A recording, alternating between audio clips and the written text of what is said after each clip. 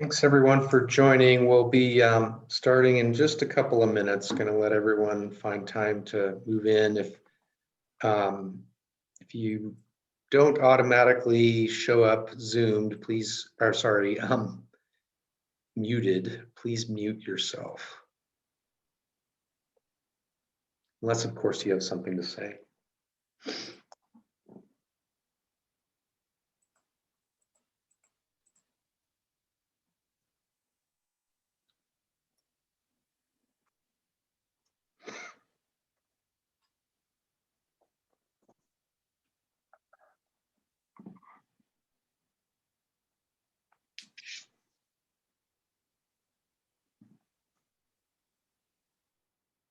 All right, well, we're going to go ahead and get started.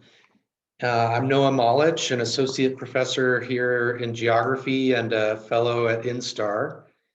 And it's my pleasure today to introduce our speaker, Dr. Keith Musselman, also of INSTAR. And a little background on Keith before we get going. Keith holds his bachelor's degree in geology from University of Vermont, master's degree in hydrology and water resources from the University of Arizona. His PhD is in civil engineering from UCLA, and he's worked as a postdoc at the University of Saskatchewan as well as at NCAR. And he's been with us at INSTAR for a few years now, where he's a research scientist in the mountain hydrology group.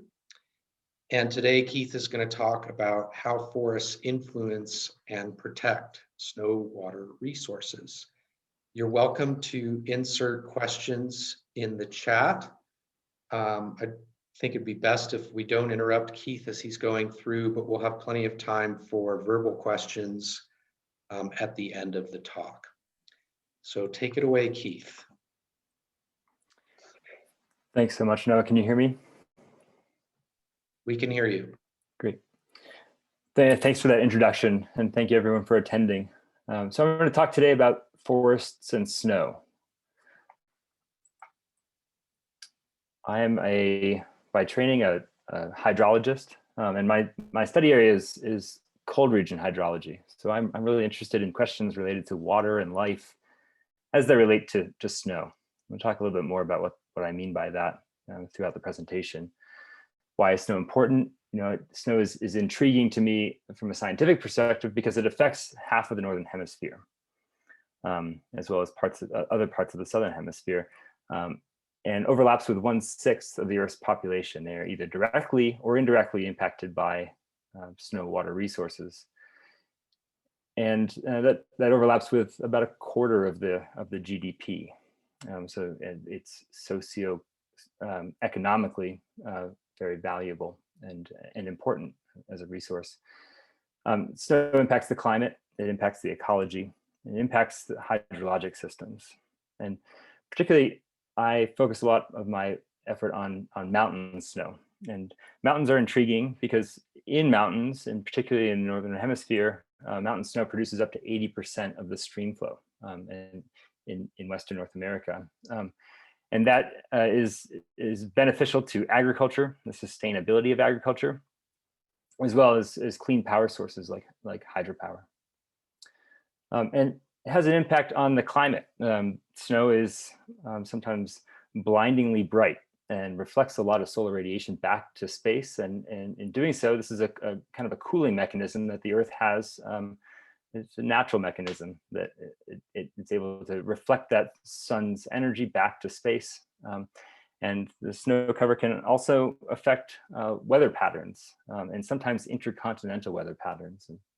And there's some emerging fields in that regard. And what are the implications of change in snow on weather patterns and extremes.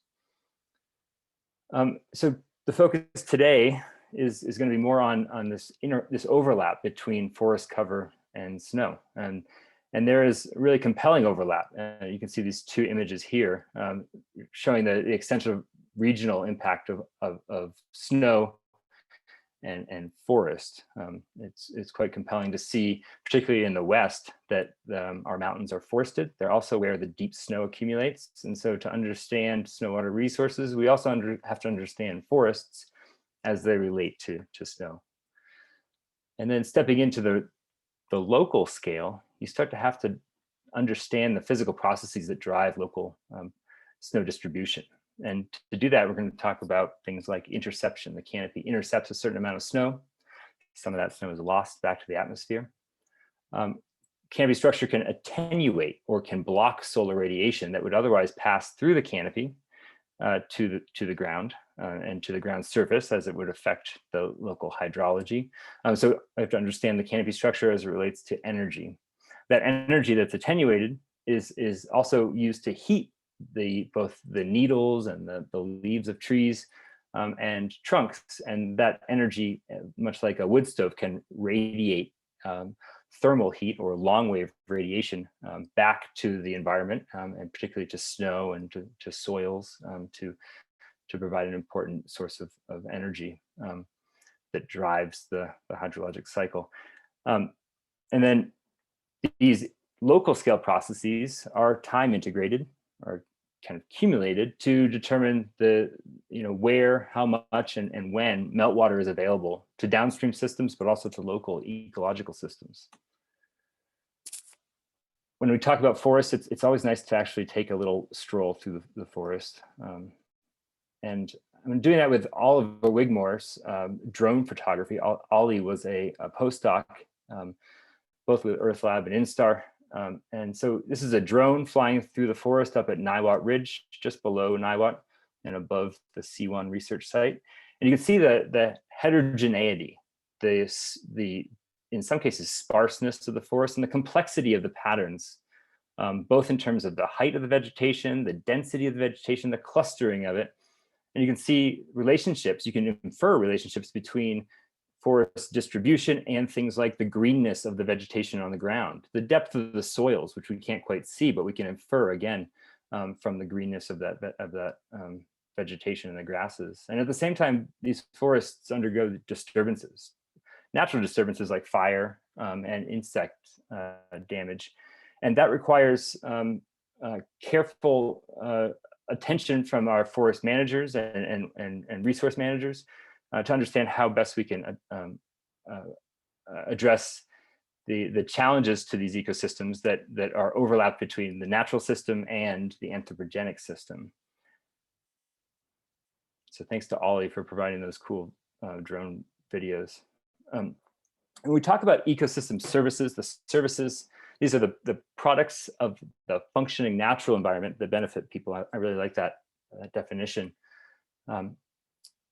The Millennium Ecosystem Assessment kind of breaks the classifications of ecosystem services down into 4 different realms. There's provisioning, which is provision of things like fresh water and food and timber, and supporting, which are the big systems, the cycles, the nutrient cycle, the water cycle, the soil formation, and the primary production. They're important for regulating. So these complex systems regulate things like flood control. They purify our water. They stabilize our climate. They provide a bit of resilience and resistance to climate change, to stressors, as well as crop pollination, which is sometimes underlooked. And importantly, they provide cultural resources, recreational opportunities. They provide opportunities for spiritual connection and educational opportunities, and important aesthetic connections that people value. And it's those values and those needs of people and society that really drive the management of these ecosystems from a sociocultural standpoint. So these things are complex systems of systems. And so assessing ecosystem services in these montane or mountainous forests requires consideration of these snow forest interactions. This is a video, a time lapse of hourly snapshots taken from a snow observation station called SNOWTEL And this one is located up above in a C1 area above the Mountain Research Station, CU. And this is Mark Raleigh, and Mark and I were taking some videos of the spring season.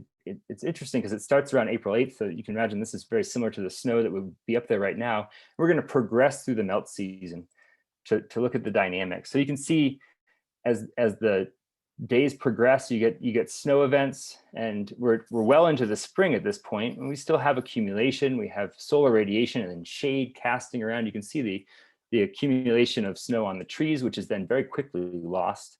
And the dynamics as we go into the progress into the melt season, here we're in mid-May, and we start to see some bare ground, but there's still intermittent snowfall.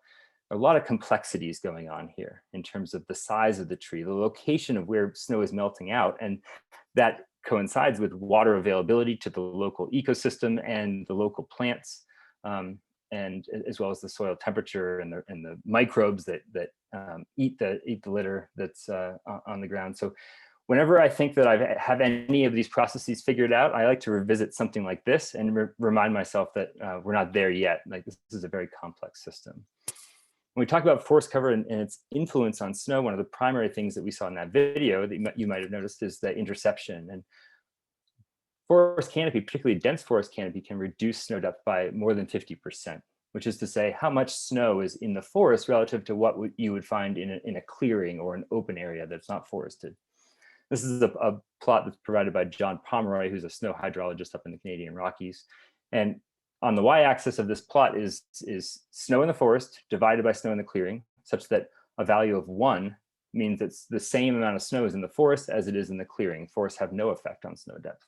And so you can see along the x-axis, there's a metric called leaf area index, and that is an effective measure of the density of the forest overhead. And you can see as that value of leaf area index on the x-axis increases, you get a decrease in the amount of snow in the forest. So denser forests have less snow. Interestingly, a lot of the snow, particularly in the Intermountain West and the Rocky Mountains, where the air is dry, sublimates to the atmosphere. And Noah Malich, who just introduced me, has done a lot of work on sublimation and understanding those dynamics in these forests. This is work by John Pomeroy, again, from the Southern Boreal Forest in Canada, where he looked at aspen, pine, and spruce species and tried to understand how much of the snow that lands in the canopy is lost to the atmosphere. So that for here in the Rockies, that snow is sublimated. It becomes airborne, and then the vapor blows to Kansas. It's never realized as a water resource. And you can see that in denser forests like mature spruce, you can lose up to 40% of your seasonal snowfall, which is a substantial number. And so dense forests are not effective mechanisms to bring snow water to the people. I spend a lot of time in the field looking up in forests and trying to understand how canopy gaps influence things like the amount of water that falls through these forests to accumulate and become ultimately a water resource. And so too, just like we talked about interception, forest vegetation combined with terrain determines the local environmental conditions. And we get so sun-exposed slopes get a lot more heating and snow loss, whereas those northern-facing slopes will retain snow for longer. And in some cases, this actually helps promote forests, where you see forests develop, the picture on the bottom, forests developing on those protected north-facing slopes, just a slight change in aspect, whereas the south-facing slopes can be quite semi-arid for much of the year and dominated by grasses and shrubs. So there are these complex feedbacks with vegetation, whereas environmental conditions are determined both by the snowpack in the forest and so on and so forth. And so we need to understand these complex systems. There's been an interesting review now about 6 or 7 years ago, conducted by Jessica Lundquist at the University of Washington. And she asked the question, does snow cover persist longer in the open or in a forest? And she found that she did a review of all the studies that she could find. And she found that generally in temperate climates that snow tends to persist longer in open areas than underneath the canopy. And in cold climates, the opposite is true. Snow tends to disappear first in the open and is protected in the forest, but it tends to persist the longest in these small gaps and openings, kind of shown by this photo below. And we'll talk a little bit more about what that means, gaps and openings. So we talk about models, we might talk about ecology, hydrology, earth system dynamics. And so these models, generically speaking, perform quite optimally in homogeneous conditions. Now you can imagine this is a spectrum of forest density or forest coverage. And models can do very well when things are assumed to be homogeneous. But that dynamic becomes very complex, and the skill of the model starts to break down as you introduce or try to apply it to heterogeneous conditions, such as road cuts, linear disturbances in the forest, or complex clustering of trees and forest gaps. This impacts our ability to address issues of hydrology, of ecology and species diversity, recruitment, and the carbon dynamics that relate to those things, but also the socioeconomics and some of the decisions related to forest management, such as thinning or burning and wildfire response. So this heterogeneity is quite interesting, and the rest of the talk will be kind of focused on that topic. These forest gaps there's a theory in snow hydrology that forest gaps are these breaks in overhead canopy. You can imagine it being a kind of a cylinder shape. And they're often expressed as a fraction of the surrounding tree height. So in this case, this would be a gap diameter equal to about 2 times the tree height. And this gap, imagine a gap here, can be used to maximize snow accumulation. If you were skiing or hiking, snowshoeing through the forest, you might notice that these small canopy gaps have some of the deepest snow of the landscape sitting on them. A couple of reasons for that. One is that there's no overhead canopy, so snow isn't intercepted and lost via sublimation, but also there's a lot of shading by the surrounding trees. And so we can minimize sun exposure or solar radiation, and ultimately prolong snow cover, the seasonal snow cover, and that nature's drip irrigation system with these heterogeneous structures of the forest. So snow persists longest and lasts for the longest into the spring in these little gaps. But you could imagine that as you change the geometry of the gap, that optimal gap size depends on the solar angle. It depends on the time of year of interest. Are you looking at May or are you looking at March? Because the sun angles are different. Same with latitude. The boreal forest is very different from Colorado and the Rocky Mountains, for example. And slope, you can get different results by putting this on a north-facing slope or a south-facing slope. I think it's important to remember that the heterogeneity of forests and forest gaps offer benefits beyond snow hydrology. There are a variety of microclimates in forest gaps that facilitate diverse species of insects, of animals, and of vegetation. And these forest gaps are increasingly being used as a measure of biodiversity. The more microclimates there are, the more species might be able to move small distances, or if it's an insect or an animal, to find an optimal environment. And it's interesting and compelling to think about forest heterogeneity as a measure of biodiversity. And they can provide microrefugia. They serve as locations with favorable local climate conditions amidst a regional unfavorable condition. And that's another compelling reason to understand the dynamics in the water and energy and ecological response of forest heterogeneity. So as a postdoc, I got a chance to work at the Marmot Creek Experimental Forest up in Alberta. I was a postdoc at the University of Saskatchewan, as Noah mentioned, and I was deployed to a small field station outside of Banff in an area called Kananaskis.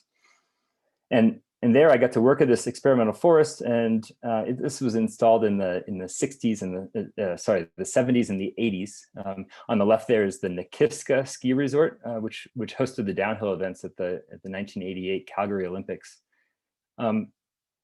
which came in after this experimental forest was complete.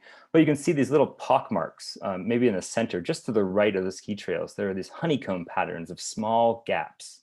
And then there are these larger cut blocks where they clear cut some of these larger areas. And so this experimental forest was run in the 70s and 80s, as I mentioned. And they asked the question, can forest manipulations modify stream flow?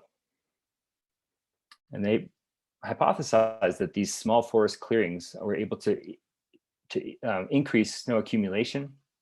And there were clear impacts on melt rates that depended on where exactly and the geometry of those patterns and the size of those clearings. And the result of the study was that manipulations did have modest impacts on runoff timing and variability, but there were only local impacts on the total volume of the stream flow. And ultimately, the province of Alberta saw this as a bit of a failure. And so these are very costly, very time-consuming experiments to run. There are benefits to them, but it's very difficult to do a controlled experiment because there are regional differences in soils that relate to stream flow and in vegetation and slope and aspect that can make it very difficult to do a controlled experiment from a neighboring undisturbed location to an experimental forest. We have one in our backyard at the Fraser Experimental Forest. This was also conducted in the 50s and 60s, I believe.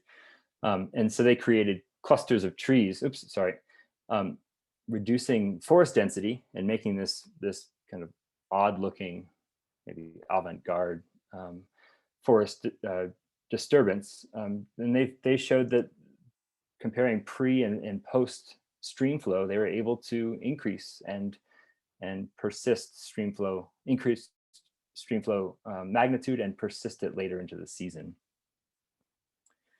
But again, costly to repeat. And I'd say that to an extent, these natural systems are able to self-manage many of these resources. However, you start to incorporate human disturbance or things like fire suppression, and that system starts to get pushed to the brink of its capability. So shown here is a thinned managed Sierra Nevada forest on the left, and on the right is the forest die-off during the recent California drought. And this is from a photo from the U.S. Forest Service. And you can see that the long-lasting 4-year drought in California killed off a large percentage of the forest. That there's some theory and data to back it up that many of these forests may have been less susceptible had forest fires been allowed to move through this area in a natural cycle over the last 150 years. There are other challenges that are beyond kind of the natural and the fire suppression efforts. And here I've got a Google Earth photos, and anyone can access this kind of information from their phone now.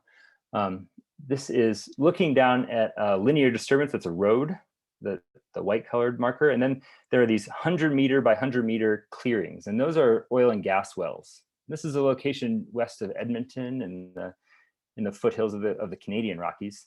And these oil and gas pads are clear cut. They spread industrial seed, and these forests can't kind of reclaim this area very easily. These will likely be here for 100 years, even though the productivity of these wells may only be a couple of years. And around that are small linear disturbances that are seismic exploration lines where they drag a skid steer and a geophysical remote sensing tool to look at oil and gas deposits. I'm going to zoom out now just to show the extent of the disturbance. Here's the Athabasca River, one of the big rivers draining out of the Canadian Rockies to the east. And when you get out to these scales, you can start to see and appreciate the fragmentation and the eco-hydrologic challenges to, for example, modeling stream flow in this region. And I would say a blanket statement that our models cannot do this. They are not designed to be able to treat these kind of fragmented, heterogeneous landscapes. And I would argue that our models need to be able to do that, particularly as you can find indication of this kind of development, even here in Colorado, if you explore Google Earth for long enough. So I would say that one of the exciting things is the application of fine scale models, and these fine scale models are kind of in their infancy. They've been promoted because they both computational resources that are now easier to get, and LiDAR remote sensing, for example, that can resolve the actual landscape and the forest fragmentation and heterogeneity at scales that are close to the size of trees, for example, 1 meter horizontal resolution. And this is a paper that Noah Molich was on, written by Patrick Broxton and his co-authors. He's at the University of Arizona. The model's called SNOWPALM. This was one of the seminal papers to be able to model the solar radiation and the accumulation of snow around individual trees, and can be compared to LiDAR remote sensing and validated in that way. There remains a community need to verify process representation or model skill at these super fine scales that models have not been developed at, and the algorithms that are under the hood of these models haven't been tested at. We need to develop similar techniques to extend from fine scale snow models to hydrologic to vegetation demography models to understand recruitment dynamics, nutrient cycling. And in many of these cases, new analytical methods are going to be required to get these community models up and running. So this is a vision that I'm quite excited about, is toward a new model framework, a virtual experimental forest that can run these complex experimental forests, but in virtual reality. So they need to be co-developed with decision makers to support management decisions and to get buy-in for policy. And one of the reasons is that there are going to be multiple objectives that need to be considered related to things like water yield, climate resilience, drought, fire, and ecological biodiversity. But what it could do, the potential is to test hypotheses and decisions that are otherwise too costly to implement experimentally. And we want to do this to better understand interactions among climate, forest, fire, water, and biogeochemistry, but importantly, to pull in the sociocultural and the human values and considerations of how we use these and benefit from these ecosystems. So as a postdoc, like I said, I worked in the Marmot Creek Experimental Forest, and I set up a forest gap experiment with support from the University of Saskatchewan and what became the Global Water Futures, which is a $150 million investment in water science in Canada. So as part of that early funding, we had a lot of toys, and before we could distribute them across the Rockies, we distributed them into these small forest gaps. And it was a great project to be on. It was good timing. So we implemented, we took one of the larger gaps and we implemented a transects of environmental observation systems across the gaps. I won't go into detail about exactly what we were looking at, but I want to talk about snow. So going a transect from the south part of the clearing. So the south part of the clearing is actually the shaded part because the sun is to the south and the forest edge self shades the clearing. The north side is the sunlit side of the clearing. So the clearing center, you can see that the snow is the deepest. And in the forest, like we saw in some of those previous slides, you have maybe 40 or 50% of the snow depth in the forest compared to the clearing center. But interestingly, at the end of the season, they melt out at about the same time. Again, because of the differences in melt rates. you took a measurement on the sunlit side of that forest clearing, you get something that is very similar to both the clearing center and the sunlit side. It melts out a little faster. If you make a measurement on the shaded side, you get this really unique dynamic. You've got deep snow that maximizes a month later, and it persists more than a month later on the landscape in the form of snowpack. And this was really intriguing because it suggested that these smaller forest gaps offer, or the edges of these forest gaps offer, this cold hole phenomenon. We'll talk a little bit more about that. So here's a thermal infrared photograph of looking at the sunlit side of the clearing. You can see the hot trees showing up in reds and warmer colors. And turning around and looking again at the southern side, you can see cold environment, snow-covered, deep snow, shaded forest. This is a cold hole. We need to be able to represent that in our environmental models. We need to be able to understand those dynamics of trunk temperatures and how that radiates back to the natural environment, and the snow needle temperatures. And so you can see the shaded side. In this case, I'm taking measurements with very small thermocouples or temperature sensors of the needles and of the trunk. And we try to understand the energy dynamics as they relate to temperature of the trees. And then we can use that information to conceptualize a forest gap in kind of virtual model space. So that's this round cylinder was surrounded by green, surrounded by a continuous forest canopy, but we've got this gap in the middle. And we leveraged a couple of existing land surface models and modified some of them to understand the contribution of that thermal or long wave radiation and the sun's energy or shortwave radiation, as well as the turbulent transfer of energy from the air to the snow. And that mostly relates to wind and temperature dynamics. And for this example here, I'm just going to say we measured the turbulence and provided that just to simplify our discussion here. But this conceptual forest gap model can be used to estimate the transmittance of energy to the snow surface. So here's the equation for the net shortwave at the snow surface, for example, which is a combination of the direct beam of the sun plus the diffuse. So the direct beam is what you see if you look directly at the sun. Don't do that. The diffuse radiation is everything that comes from that you would have if you shaded that solar disk and had sunlight coming in from all angles. And so we can relate to the direct beam or the attenuation, which is a loss, or the transmittance, which is the permission of that light or to the snow surface, and relate that to the depth of the canopy that it passes through. And so here you can see that transmittance is quite high on that, tucked into the northern edge of that forest gap, and low at the southern end. This is a animation of kind of the sun's energy looping through the day. You could do the same thing with the sky view factor. So relating how much sky you can see depending on where you stand in that forest gap to the diffuse, but also the long wave radiation that comes from the sky.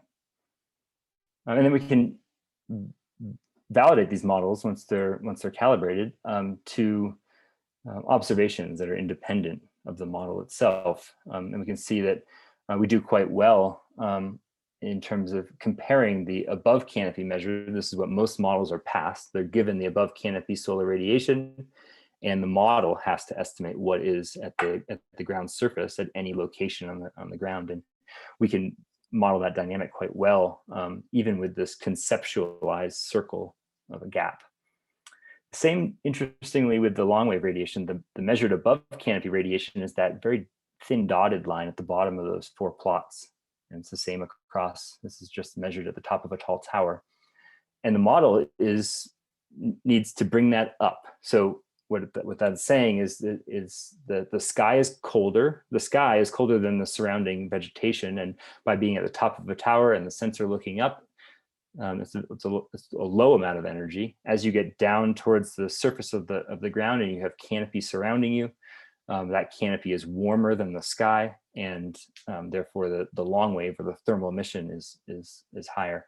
And so too, there are dynamics as you move across from the sunlit side of the gap to the shaded side of the gap, and our model can really resolve that quite well. About the time that we wrapped up this experiment, there was another really interesting paper that came out on this relationship between gap diameter and tree height. And you could see where you could think about the size of the gap that would minimize your energy, your energy at the snow surface. So you wanted to have snow persist longer on the ground. You want to minimize that energy. And there was a global minimum of net radiation at a gap diameter of about 0.5. And that was very consistent with the solar radiation data that we had at our site on the left.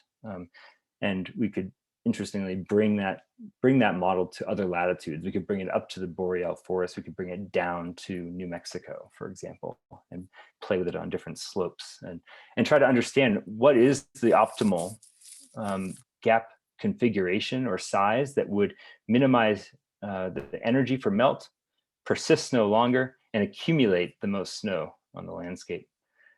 So this is just an animation of the colors. This is short wave on the left and long wave, the thermal, and the combination of the total energy on the right.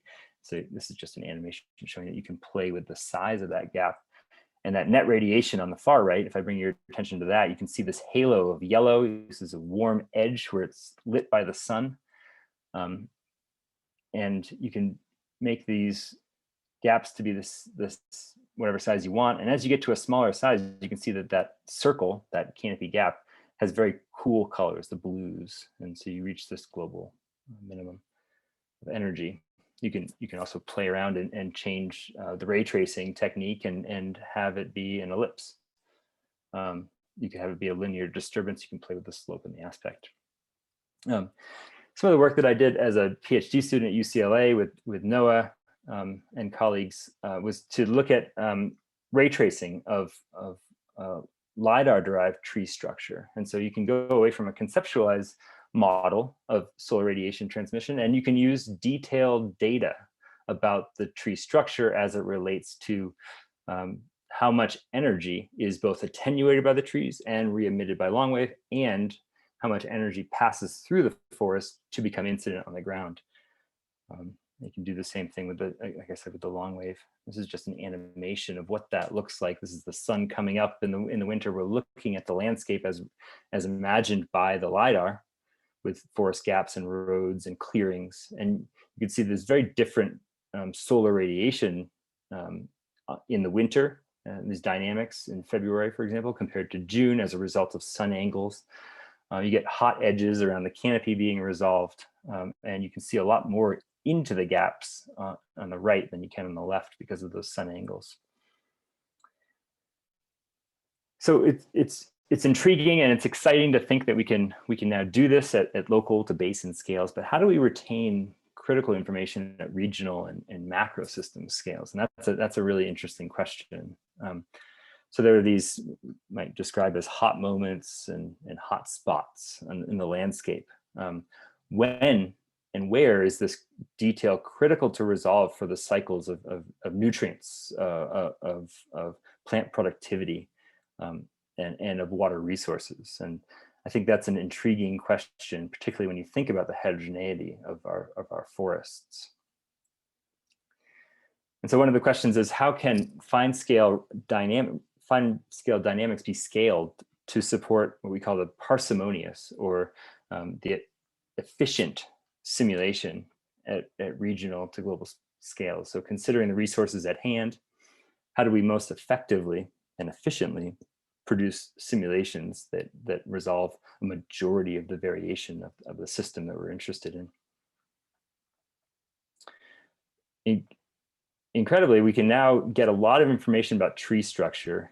So you can see here, just available on your iPhone from Google, you can look and see the 3D tree structure across most of North America. And so this provides the kind of information you need to scale what we have from LiDAR, which is now at the basin scale, to the regional to continental scale. And so that's quite compelling. And then, so too, you can get information from commercial satellites now, and that is now getting us to the global scale. So we have global scale information about canopy fragmentation, canopy heterogeneity, and now it's a matter of time for the computing to catch up, and it is.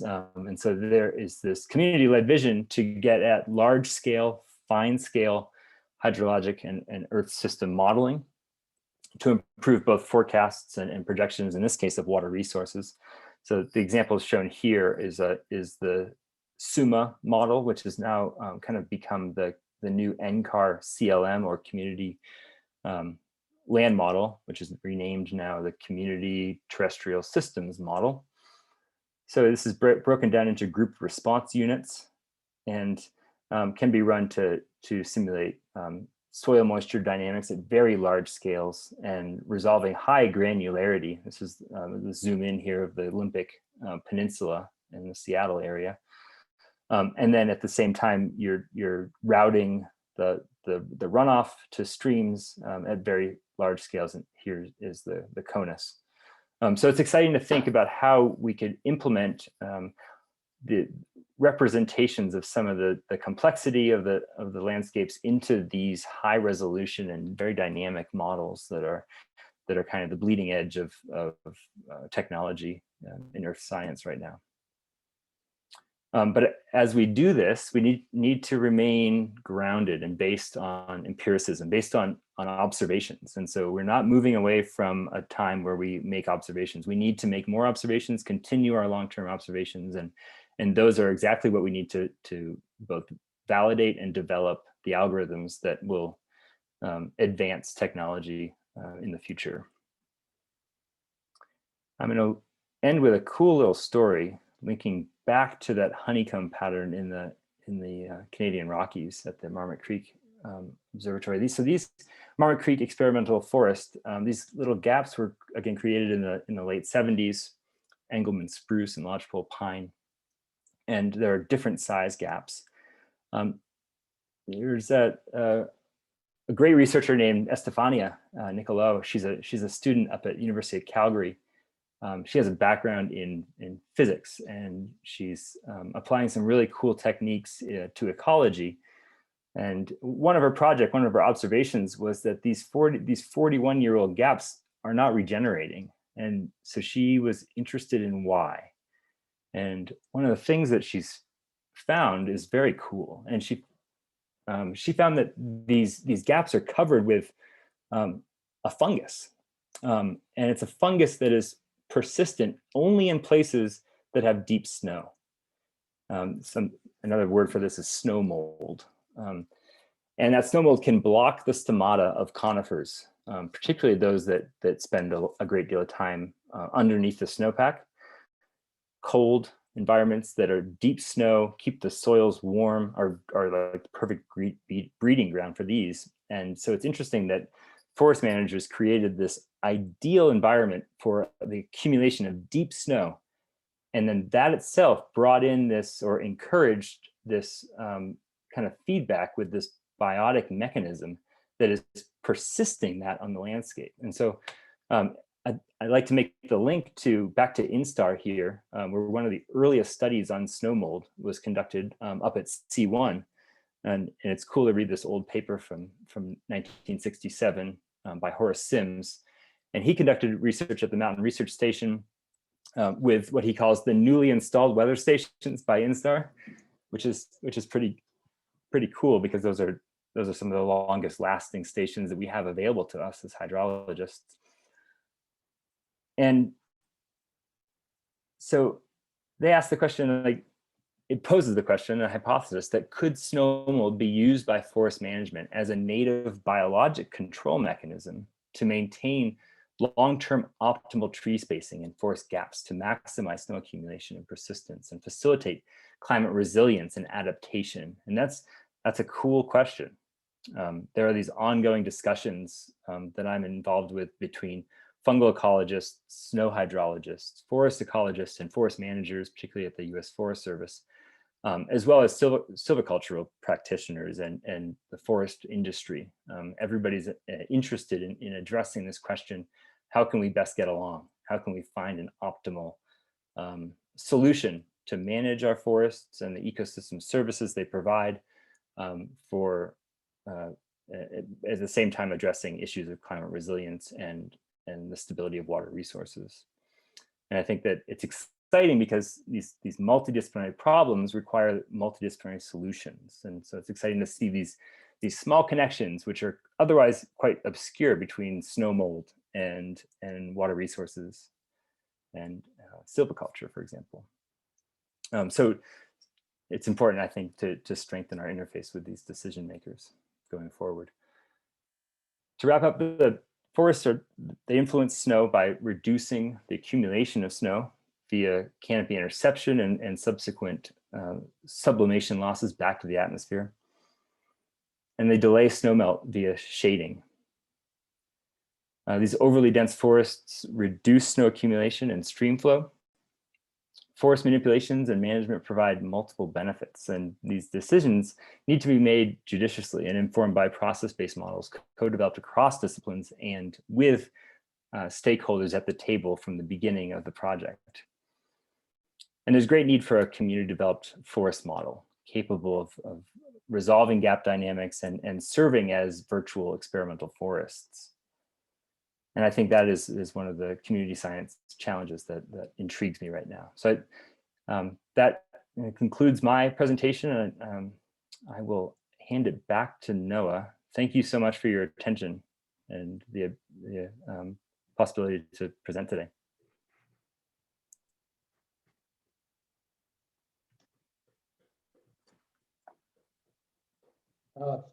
Thanks very much, Keith. That was an extremely interesting seminar, and I would encourage all of our attendees, nearly 50 of you, to throw questions into the chat or relinquish your mute button and go ahead and ask. Before you do, though, Sean, I think that might be Sean Burns, but there's no last name, asked, in the GAP experiment in Canada, turbulence/wind were not discussed. Is this because it was unimportant relative to the radiation? Yeah, I think I'd respond by saying I have another presentation on that topic. I just tried to kind of limit it. I don't think it's unimportant, particularly when we're dealing with things like Chinook winds. These are very turbulent environments, and as you increase forest heterogeneity, you're increasing the flux of energy down to the surface. It is relevant, and I would not say it's not relevant. It's just, in the interest of time, I had to limit it a little bit. I see. Other questions from the participants?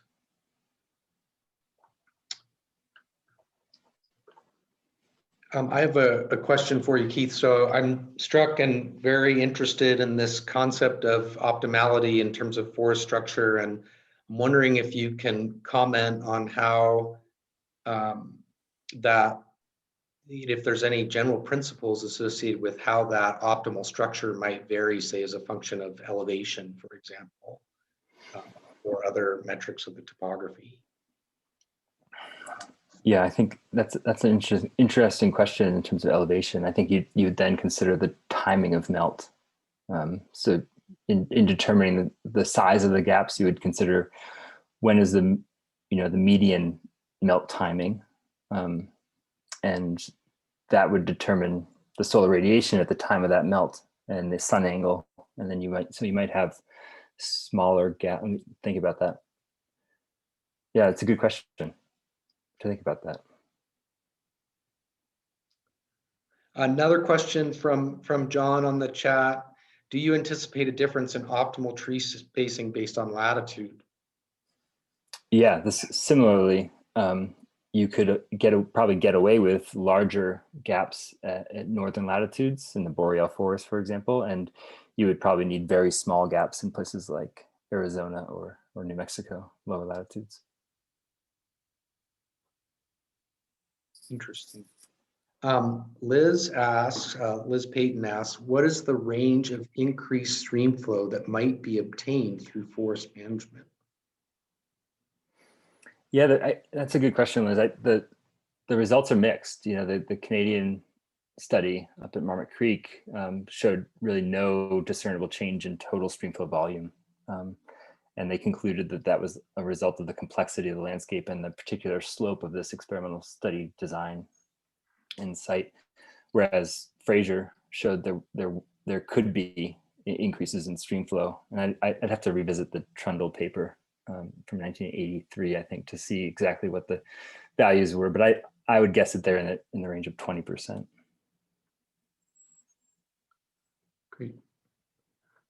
Other questions from the, Sebastian asks, how far do you think we from including tree feedbacks like tree regrowth post-forest disturbance on snowpack simulation? I think it's reasonable. I think we have models like CLM and a new model called FATES that can do just that. I think it requires standing those models up, and particularly there are species-specific relationships that need to be understood to get the demography right. And so there is a need for research into that area. But I think we're close to it in terms of we're ready to start doing it. Great. These are great questions. Really appreciate it. I want to just take this opportunity to thank Keith again, and thank everyone on the line for participating, and really interesting seminar. And I hope everyone has a great. Oh, we got another question. All right, Mike Kuntz, are the dynamic Earth system models at a point where they might help us understand optimum structural heterogeneity that arise from multiple processes? For example, snow dynamics you work on, plus frequent fire systems that maintain their own, possibly different groupy gappy structure. Yeah, that's a good question. The Earth system models are not ready to do that. They are at very coarse resolutions relative to the processes that we're discussing here. There are ways potentially to consider the scaling, but I think that area is in its infancy very much. Yeah. Great. Okay, I have a question. So Okay. it's really interesting to know the concept of the optimal forest gap for holding the water resources. And I wonder whether this could give some implications on the size of wildfire. For example, could a small wildfire, create similar benefits for opening up the forest compared with big wildfire may simply opening too much and cause water resources loss? Any insights on that? Yeah, you raise a good point and a good question. I think there's a lot of work being done in the Sierra Nevada in that regard. I'm not a fire ecologist. I don't fully understand fire dynamics as they relate to. One question is, what would the natural structure of these forests be? There's certainly some forests in Colorado that burn every 250 to 500 years, and so those forests, are they overly dense right now? Maybe not. But I see your point that there you could have if you have small burns that are not canopy removers, that might be ideal at maintaining this kind of natural spacing. But I think we need some more work on that. Thank you. So another question just posted, what about the burnt forests, as in when there's tree structure but no canopy? Meaning the needles or leaves have been removed. Yeah, and that's a great question too. I have a paper out last year in Washington where we looked at just that. We looked at the impact of a burn with a control study plot that was not burned. And those stands that have been burned deposit substantial charcoal on the snow for 5 years after a burn. And so that ramps up the melting by decreasing the albedo. And so, yes, you get more accumulation than you would in a forest, but that snow can melt out very fast as a result of that lower albedo. Liz asks again, where will we find a link to the recording of the webinar? I will let Morteza answer that. I believe there's a link on the department webpage. It's going to be posted on our YouTube channel. So our department has a YouTube channel, and you can find it there. Thank you for answering that. And thanks everyone again, and to Keith, really interesting talk, and have a great weekend. Thank you all.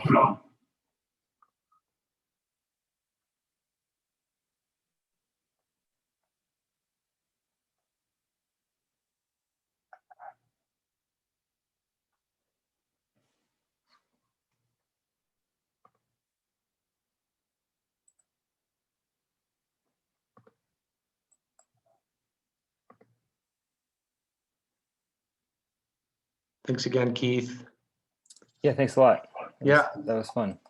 I'm going to close this down just so the recording will be a little shorter. Yep. And we'll touch base next week.